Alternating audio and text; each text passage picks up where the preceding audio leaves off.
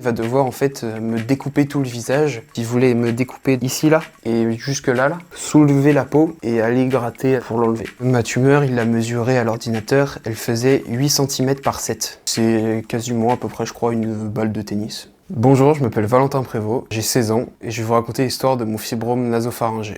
L'histoire, elle commence quand je suis en 6e, avec mon nez qui coule tout le temps, ce qui signifie du coup des mouchoirs en permanence dans ma poche. Le mec chiant au fond de la classe qui est toujours en train de griffer, c'était moi quoi. Vers fin 6e, c'était en été, il faisait très chaud, j'avais fait du sport, et mon nez a commencé à couler. Et en fait, ça a commencé vraiment à saigner très fort. On a appelé une ambulance. Au final, elles ont pas répondu, donc pour un saignement de nez, après, c'était pas très évident de venir, juste pour ça. Début 5e, ma joue commençait à gonfler, donc je devenais difforme en fait. On est allé voir un ORL sur Cholet du coup, qui pensait que ça devait être un kyste dans la mâchoire, etc. Donc il m'a touché partout, il m'a regardé le nez aussi, les yeux, donc rien à signaler. Et c'est là en fait où le pire aurait pu être évité. Et 2-3 mois après, on a repris un rendez-vous chez un ORL, qui cette fois m'a mis une caméra dans le nez, et on a vu une masse noire. Et l'ORL, sous le stress un petit peu, parce qu'elle avait jamais vu ça de sa carrière, elle se dit c'est bizarre, machin, un truc dans le nez, elle m'envoie à Angers. Donc ok, moi je me dis je stresse pas trop. Après les résultats de l'IRM, on est convoqué avec un grand médecin de l'hôpital de Angers, et il nous annonce que j'ai un fibrome nasopharyngé. On sait pas ce que c'est forcément, c'est des termes qu'on connaît pas. Et il nous explique que c'est le premier dans sa carrière qu'il le voit. Nous, on se dit qu'est-ce que c'est que cette chose? Est-ce que c'est dangereux? Après nous avoir dit ce que c'était, un fibrome, il nous a dit que c'était bénin. Ma maman était très touchée par cette parole, parce que si c'était un cancer, ça aurait pas été cool. Et il nous dit que c'est un cas tellement rare que c'est lui qui tombe au concours d'examen des médecins, quoi. Donc nous, ça nous inquiète encore plus. Et il me dit que pour nous opérer, il va devoir en fait me découper tout le visage. En fait, il voulait me découper ici là, tout couper là et jusque là, soulever la peau et aller gratter pour l'enlever. Parce que en fait, ma tumeur, il l'a mesurée à l'ordinateur, elle faisait 8 cm par 7. Donc c'est quasiment à peu près, je crois, une balle de tennis. Et il nous dit donc que l'opération va être très risquée, c'est très vascularisé. Donc vascularisé, c'est quand il y a beaucoup de sang qui passe par la tumeur. Moi je commence à pleurer forcément parce que je suis en 5e. On me dit j'ai une tumeur extrêmement rare, qu'un médecin de Angers n'a jamais vu de toute sa carrière. Il avait 30 ans de carrière je crois. Donc je commence à pleurer, je me dis pourquoi moi, qu'est-ce qui s'est passé? Qu'est-ce que j'ai fait de mal? Et mon père qui est resté sans voix en fait, et qui pleurait. C'est la première fois que j'ai vu mon père pleurer de ma vie. Et après on reçoit un coup de fil de l'hôpital de Angers qui nous dit qu'on sera transféré sur Paris. On prend rendez-vous avec un professeur qui s'appelle le professeur Van den Abel. Donc moi je me dis qu'est-ce que c'est que ça? On prend rendez-vous avec un Allemand, je sais pas ce qui se passe. Et il me dit ta tumeur est très grosse, on va devoir t'opérer en urgence. Et donc on place une date d'opération en mars. En décembre, il y a le Covid qui apparaît, on se dit ça va jamais arriver en France, et ça arrive en France. Et du coup, ça nous touche nous, et les hôpitaux en premier, du coup. Toutes les salles de réanimation, elles sont complètement complètes, il n'y a plus rien à faire. Donc on dit, l'opération, elle est décalée. Et au final, on me donne une date d'opération pendant les grandes vacances, du coup. Du coup, la technique du professeur Van den Abel, c'était en fait, à la base, de prendre ma lèvre, donc juste ici, là, de couper dessous, de soulever, de casser le nez. Il prenait, il posait sur la table, tranquillement. Et après, il passait les ustensiles sous la peau. Et ils enlevaient la tumeur par là, ensuite ils recousaient.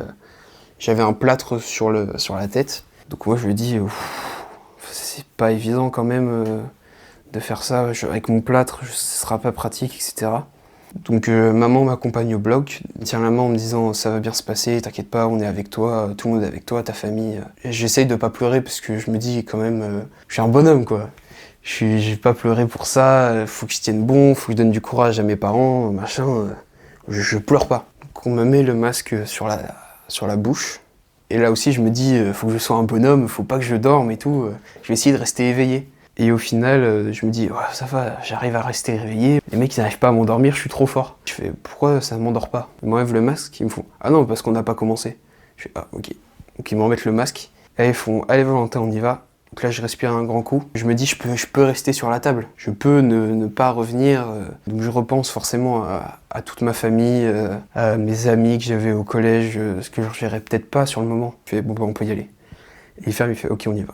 et du coup je m'endors. Je me réveille après 3 jours, je suis encore complètement anesthésié, je suis comme si j'étais drogué. Et là, il y a ma mère qui vient et qui me dit si tu regardes ton nez, t'as pas de plâtre, etc. Au final, le professeur a réussi à tout passer par le nez. En fait, lui, il pensait vraiment pas que ça allait passer, j'avais vraiment pas beaucoup de chance. J'ai réussi à ne pas avoir de séquelles. Ma tumeur était tellement grosse que quand ils l'ont enlevée, il est resté un gros vide dans ma tête. Du coup, le cerveau, il aime pas ça, donc ils ont mis une mèche. C'est un fil, en fait, pour remplacer la tumeur, pour pas que le cerveau croie qu'il y a plus rien d'un seul coup. Et je repars au bloc pour qu'on m'enlève la mèche. J'arrive dans la salle du bloc et je vois plein d'enfants, parce que j'ai pas précisé, mais Robert Debré, du coup, c'est un hôpital pour enfants, en fait. Et moi, à l'époque, du coup, j'avais 12 ans, j'avais pas trop la carrure d'un enfant, quoi. Je devais faire à peu près 90 kilos et je devais faire aux alentours d'1m78. Donc j'arrive, je vois beaucoup d'enfants, ils ont tous des problèmes plus graves les uns que les autres. Je me souviens d'un, il avait une espèce de bandeau autour, avec une espèce de petit gobelet là, et du sang qui coulait de son cerveau. Je me suis dit quand même qu'il y avait des enfants plus malheureux que moi, et que dans mon malheur, j'avais quand même eu de la chance. Là, j'essaie de quand même positiver un peu, parce que si on reste dans le négatif, et ben, on s'enfonce toujours et on voit jamais le bout du tunnel. Donc, je passe au bloc, on m'enlève ma mèche, je me réveille normalement cette fois. J'ai le professeur qui passe et qui me dit que à l'opération, j'ai perdu 4 litres de sang sur 7, que j'ai été transfusé 7 fois par des poches. Après une semaine d'hospitalisation, je reviens complètement crevé, j'arrive presque pas à marcher du fait que j'ai perdu beaucoup de sang. Au bout de 2-3 semaines, je commence à perdre mes cheveux derrière. En fait, c'est dû à la surexposition aux rayons X durant les interventions, en fait. Et en fait, c'est le carré qui permettait de voir à l'intérieur de ma tête. Enfin, ça a repoussé, donc c'est pas ce qui m'inquiétait le plus à l'époque. Je pensais que c'était fini. On me dit que l'opération, en fait, elle va reprendre. Il va y avoir une autre opération. Parce qu'en fait, ils avaient pas tout enlevé durant la première. Cette fois-ci, là, je suis en début 4e. Je retourne à l'opération, donc exact tout pareil, stressé, etc. Je me remets un peu mieux que la première, donc je recommence assez vite à marcher. Et moi, je pensais que j'allais revenir à l'école en mode héros, que tout le monde allait dire « Ah, Valentin, tu nous as manqué, etc. » Et est-ce que j'ai le droit de raconter une petite histoire? En fait, à l'époque, j'aimais beaucoup une fille. Et je reviens de mon opération, donc je me dis après tout ce que j'ai vécu, cette fille pourrait peut-être bien m'aimer. Et je reviens, et en fait, un de mes meilleurs potes à l'époque était en couple avec elle. Je me prends ça dans la tête. Je me dis que ça pourrait aller mieux quand même. Ensuite, 2 ans se passent sans que aucun signe ne réapparaisse. Après la deuxième opération, il restait 2-3 mm dans des parties qui pouvaient pas aller parce que c'était trop dangereux. Et donc tous les 3 mois, je devais repartir à Paris pour passer un IRM pour voir si le fibrome repoussait ou pas. Et au bout d'1 an, ma tumeur avait perdu quelques millimètres. Mes parents demande à ce qu'on espace un peu plus les IRM. Au lieu de passer à 3 mois, on passe à 6 mois. Donc j'ai 15 ans, je m'amuse, je suis sur l'année de mes 16 ans, enfin tout va pour le mieux, je suis au lycée. Je retourne à Paris après 6 mois du coup. Je me dis bon, c'est encore un IRM de plus, rien à signaler, c'est bon. Je passe mon IRM, je vois donc sur l'écran du professeur des quelques millimètres qui restaient, c'est passé à 4 cm. Et mes parents le voient pas parce qu'ils sont de l'autre côté et du coup ils peuvent pas voir. Mais moi je le vois et je commence à baisser la tête et je me suis tué tout le reste du rendez-vous. Parce que je savais exactement ce qui allait se passer. J'ai quelques larmes donc je les enlève vite pour pas que mes parents le voient.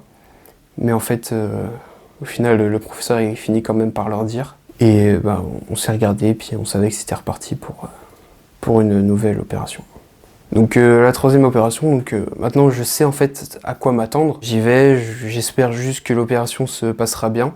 Quand je me suis réveillé, j'arrivais plus à ouvrir mon œil. La carotide a été bouchée, qui dit inflammation des nerfs. Donc ce qui fait que quand on me touche là ça me fait très mal. Ma paupière arrive à se lever quand même. Par contre mon œil ne va plus du tout à droite, c'est pour ça que je dois mettre un cache pendant plusieurs mois. Quand on est jeune, on est très con en fait, parce qu'on se moque des gens qui ont un handicap et qui ont des choses comme ça. Et en fait, ça m'a beaucoup appris à respecter les autres, en fait. Parce que quand je vois la maladie des autres, en fait, je sais ce qu'ils peuvent vivre. Je sais ce que ça fait d'avoir mal en permanence, de ne pas pouvoir se lever, de pas pouvoir se débrouiller par soi-même en fait, d'être dépendant de quelqu'un, d'être dépendant des médecins qui sont autour de soi, de ses parents pour qu'ils s'aident, même aller aux toilettes, c'est quelque chose d'intime que tu dois faire tout seul normalement, prendre ta douche. Et bah non, enfin, quand t'es à l'hôpital, tu peux rien faire tout seul, t'es forcément dépendant des autres. Ça m'a vraiment endurci sur ça et je pense que ça pourra beaucoup m'aider pour la suite dans ma vie de tous les jours. Un message que je pourrais donner à des gens qui ont cette maladie, c'est juste voir le côté positif des choses et pas s'enfoncer en disant que ah mais lui il a mieux, pourquoi est-ce que j'ai ça moi, etc. Enfin même si c'est vrai, pourquoi est-ce que vous avez ça, toujours voir le côté positif des choses et aller de l'avant. Carte blanche ? Ouais. Je peux dire tout ce que je veux là. Oui. Bah alors déjà je suis dégoûté parce que Giannis Antetokounmpo il a été éliminé des playoffs en NBA, donc j'ai beaucoup le seum.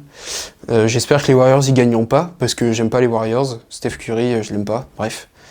Et j'espère que les Celtics ils iront en finale parce qu'ils méritent et ils vont gagner. Et voilà.